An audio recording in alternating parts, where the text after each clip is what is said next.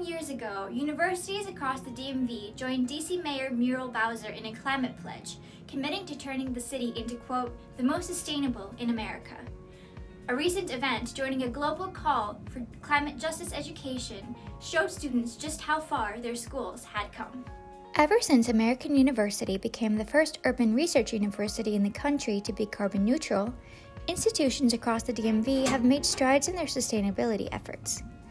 Many universities have pledged to be carbon neutral in the coming years as well, and alongside AU, committed to divesting their endowments from fossil fuel company profits. Across the city, actions to reduce the use of single-use plastics on campuses have begun, and select schools have developed their own interdisciplinary programs to combat climate change. Other universities have had student populations dedicated to bringing change themselves.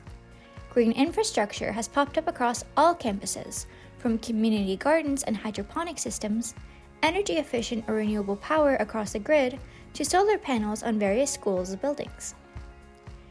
In order to celebrate these actions and share with each other ideas on how to further propel a sustainable future for the DMV, all 9 of the area's universities came together in a historic series of collaborative talks between March 30th and April 1st of this year.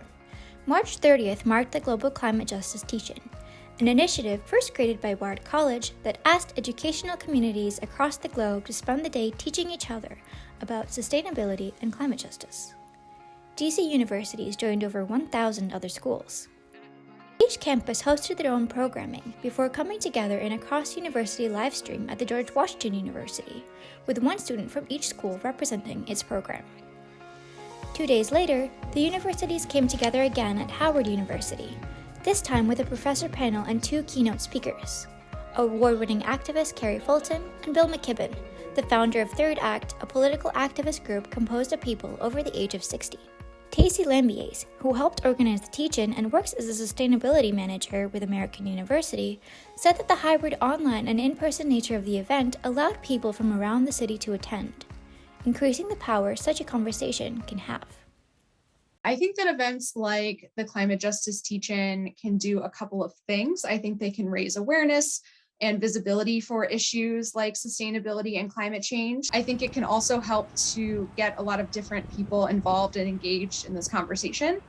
For DC professors and students, conversations like these both highlight the progress being made to combat the climate crisis in the DMV and all that is yet to be done.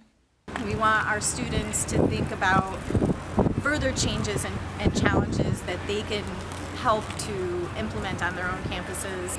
Each campus highlighted something very different about what they're doing, and so it really helped everyone feel like there's new actions that they can take on their campuses, and so they have somebody who's an expert that they can reach out to on another campus to figure out how they can do that on their own campus. And then the 2 keynote speakers I really think spoke to globally how we can implement change and how that change is real.